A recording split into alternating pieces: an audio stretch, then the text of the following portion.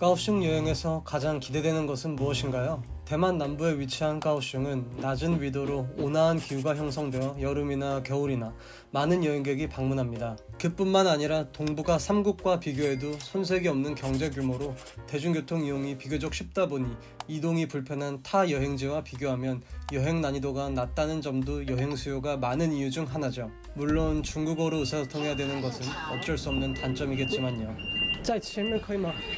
대만 하면 빼놓을 수 없는 야시장이나 중국 양식의 건물은 어떠신가요? 다양한 장점이 있는 도시 까오슝. 어떻게, 어디를 여행하면 좋을지 더 자세히 알아볼까요?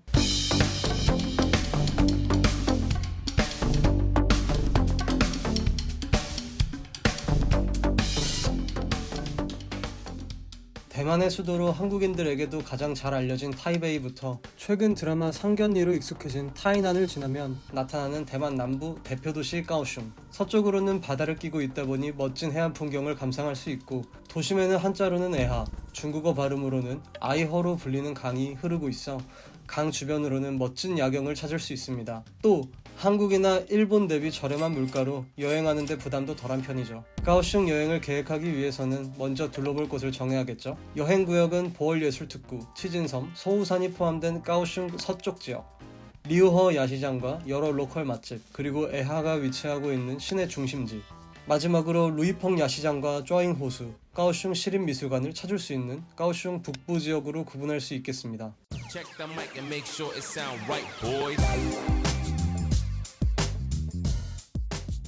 많은 여행객이 가장 기대하는 서쪽 지역의 보얼예술특구부터 시작하자면, 부두를 의미하는 보와 이를 의미하는 얼이 합쳐져 보얼예술특구의 의미는 2번 부두에 위치한 예술특구라고 이해하시면 되겠습니다. 보얼예술특구는 버려진 물류창고가 여러 예술가의 개성있는 예술작품이 전시되며 주목받기 시작한 곳입니다. 실제로 길거리에서 거대한 조형물이나 벽화, 심지어는 조그마한 기차도 쉽게 볼 수 있다 보니 이국적인 느낌이 물씬 듭니다. 또한 부두인 만큼 아무래도 바다를 끼고 있고 길게 깔린 잔디 위로 경전철이 지나가다 보니 그 풍경이 무척 아름다워 현지인 관광객 구분 없이 많은 사람이 방문하는 장소입니다. 보얼예술특구에 방문하기 위해서는 보통 경전철을 이용하게 되는데, 보얼예술특구는 펑라이보얼역부터 시즈완역까지 넓게 펼쳐져 있다 보니 어느 쪽에 내리시더라도 쉽게 둘러볼 수 있습니다. 다만 이후에 치진섬이나 소우산 전망대와 같은 장소를 함께 방문하실 예정이라면 시즈완역이 주변 관광지로의 연결성이 좋다 보니 보얼다이 역에서부터 둘러보기 시작해서 시즈완역으로 이동하여 자연스럽게 이후 일정으로 넘어가시는 것을 추천드립니다. 시즈완역에서 도보로 15분이면 방문할 수 있는 소우산 전망대는 까오슝에서는 쉽게 찾을 수 없는 까오슝 전망을 조망할 수 있는 스팟 중 하나입니다. 걸어가기에는 인도가 없어 다소 위험하고 길에 경사가 꽤 있다 보니 장시간 걷는 것이 부담되는 경우 택시를 이용하시는 것을 추천드리지만, 전망대까지 올라가 시원한 바람에 땀을 식히는 것도 여행의 재미가 아닐까요? 시즈완 쪽은 특히나 고층 빌딩이 많지 않아 소우산 전망대에서 탁 트인 전망을 볼 수 있을 뿐만 아니라 전망대에 위치한 하트 조형물 덕분에 많은 커플들이 방문하는 것으로 유명합니다. 또 시즈완역의 이름에서 알 수 있듯이 시즈완역은 시즈완과 붙어 있어 약 15분만 이동하면 도착할 수 있는 장소입니다. 시즈완은 한자로는 선역서, 아들자, 물구비만으로 한국 발음으로는 서자만인데 쉽게 까오슝 서쪽 지역에 위치한 만이라고 이해하시면 됩니다. 시즈완은 까오슝에서 넓은 바다를 볼 수 있는 장소로도 유명하지만 바로 옆에 영국 영사관이 위치하고 있어 영국 영사관 방문차 많은 여행객이 들르는 곳입니다. 까오슝 영국 영사관은 타이베이를 방문해 보신 분이라면 홍마오청과 엄청 비슷한데? 라고 생각하실 수 있습니다. 까오슝의 영국 영사관과 홍마오청 모두 유럽 열강의 아시아 무역을 위하여 항구 도시에 건설하여 사용했던 건물이기 때문에 건물의 양식이나 역사적 배경이 상당히 유사합니다. 영사관에서 먼 바다를 보고 있으면 왠지 마음이 평온해지는 기분이 들기도 합니다. 서쪽 지역에서 방문할 마지막 장소는 시즈완의 맞은편에 위치한 치진섬입니다. 치진섬을 방문하기 위해서는 구샨페리 선착장에서 배를 타고 이동해야 하는데, 구샨 선착장과 치진섬의 거리가 워낙 가깝다 보니 배편이 워낙 자주 있어 편하게 이동할 수 있습니다. 치진섬에 도착하면 해변까지 올드스트리트가 펼쳐지는데, 사실 올드스트리트의 느낌보다는 길이 다소 넓은 야시장의 느낌이 강합니다. 치진 해수욕장 주변에는 해변을 바라보고 있는 식당도 있어 긴 일정에 지친 몸을 쉴 겸 식사하며 풍경을 즐겨보시는 것은 어떨까요? 치징섬은 치징 터널이나 무지개 교회와 같은 다채로운 색으로 색칠되어 감성적인 장소로 유명한데, 실제로 방문해보면 구조물만 덩그러니 놓여 있다 보니 사진을 찍는 것 외에는 둘러볼 거리가 없어 여행 일정이 타이트하신 분이라면 치징섬은 꼭 방문하지 않아도 좋을 것 같습니다.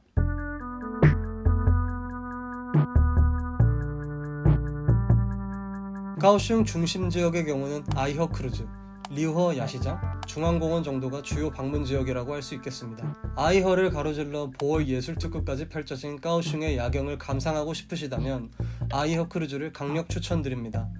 대략 30분에 걸쳐 시내 중심 지역부터 먼 바다 쪽 부두까지 조그만 크루즈를 타고 둘러보게 되는데, 상해의 황푸강이나 파리의 바토무슈 수준의 화려함은 없다 하더라도 고된 여행 중 하루를 마무리하며 즐기기에는 충분히 아름다운 야경을 볼 수 있습니다. 가오슝 중심부에 있는 중앙공원은 한국에서도 쉽게 찾을 수 있는 시민공원입니다. 다만 특이하게 낮은 잔디 언덕이 있어 아이들이 포대자루 썰매를 타는 모습을 쉽게 볼 수 있습니다. 따뜻한 지역인 만큼 공원 내부에서 야자수와 같은 열대 수목도 볼 수 있어 이국적인 느낌이 물씬 납니다. 바로 앞에는 중앙공원역이 있기 때문에 중심부 호텔에 머무시는 경우 상책 겸 방문해 보셔도 좋겠네요.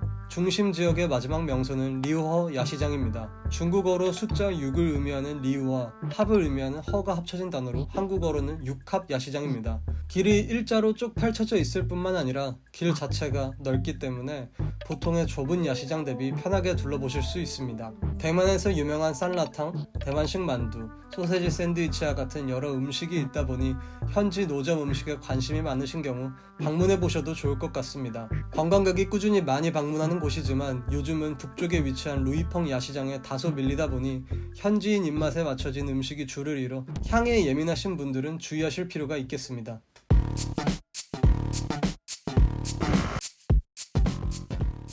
마지막으로 방금 말씀드린 루이펑 야시장과 더불어 가오슝 시립미술관 쪼잉호수가 가오슝 북부 지역의 대표 관광지라고 할 수 있겠습니다. 쪼잉호수는 호수 그 자체보다는 용호탑과 오리정 그리고 그 전체를 조망할 수 있는 소기산으로 유명합니다. 쪼잉호수의 바로 아래쪽에 위치한 소기산은 걸어서도 5분이면 정상에 도착할 수 있는 높이가 매우 낮은 동산이지만 바로 앞에 쪼잉호수가 위치해 있다 보니 전망을 가리는 구조물이 없어 탁 트인 시야로 호수를 감상할 수 있습니다. 호수에는 3개의 건물이 있는데 소기산에서 가까운 쪽부터 용호탑, 오리정, 쪼잉사입니다.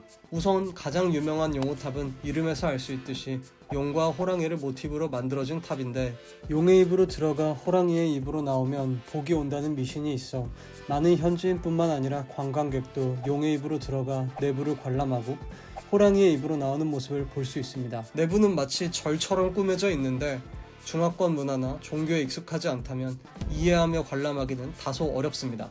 용호탑에서 도보로 불과 5분도 걸리지 않는 거리에 위치한 오리정은 도착하자마자 용을 타고 있는 신선이 가장 먼저 눈에 들어옵니다. 이곳 역시 용의 입으로 들어가면 전시관이 펼쳐지는데 전시 품목은 용호탑과 대동소이합니다. 다만 오리정은 호수 중심부에 정자가 있다는 점이 특징인데, 소기산은 호수의 밖에서 호수를 조망할 수 있다는 장점이 있다면 오리정은 호수 내부에서 호수를 조망할 수 있고 호수 한가운데를 가로질러 길을 걸을 수 있다는 장점이 있습니다. 가장 끝에 위치한 쪼잉산은 민간에 개방된 사찰이지만 특이하게도 사찰 앞에 여러 게임기가 놓여 있어 가족 단위 여행객이 많았었네요. 호수에 올려진 여러 건물도 물론 이국적이고 매력있지만 쪼잉호의 가장 큰 매력은 아무래도 일몰에 볼 수 있는 풍경이 아닐까 싶습니다.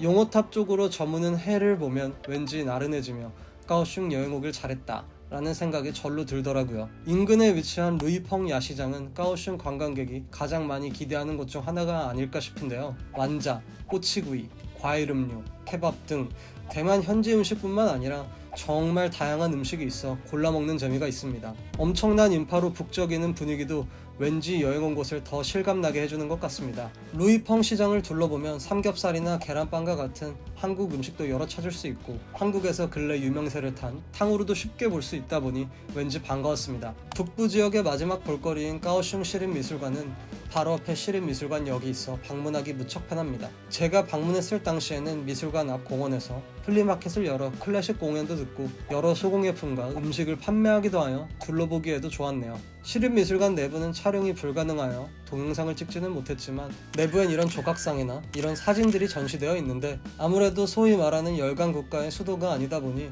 오르쉐 미술관이나 메트로폴리탄 뮤지엄 같은 수준을 기대하신다면 조금은 실망하실 수도 있습니다. 이렇게 미술관까지 여행을 마치면 까오슝의 모든 것을 보셨다고 할 수 있습니다. 개인적으로는 쪼잉호의 야경이 제 까오슝 여행 중에는 가장 기억에 남는 순간이었는데요. 요약하자면 시즈완역을 중심으로 보올특구와 치진, 시즈완 일대를 여행하시는 데에 하루, 서부 지역의 남은 여행지인 소우산 전망대와 중심부에 위치한 아이어 크루즈, 리오어 야시장을 방문하시는데 또 하루, 마지막으로 북부 지역의 쪼잉호와 루이펑 야시장, 그리고 한국 대만 간 이동 시간을 감안하면 전체 일정은 3박 4일로 구성하시는 편이 여유롭게 모든 장소를 즐기실 수 있을 겁니다. 그럼 앞으로 즐거운 까오슝 여행이 되시길 바라면서 지금까지 일탈하는 직장인 일탈리안이었습니다.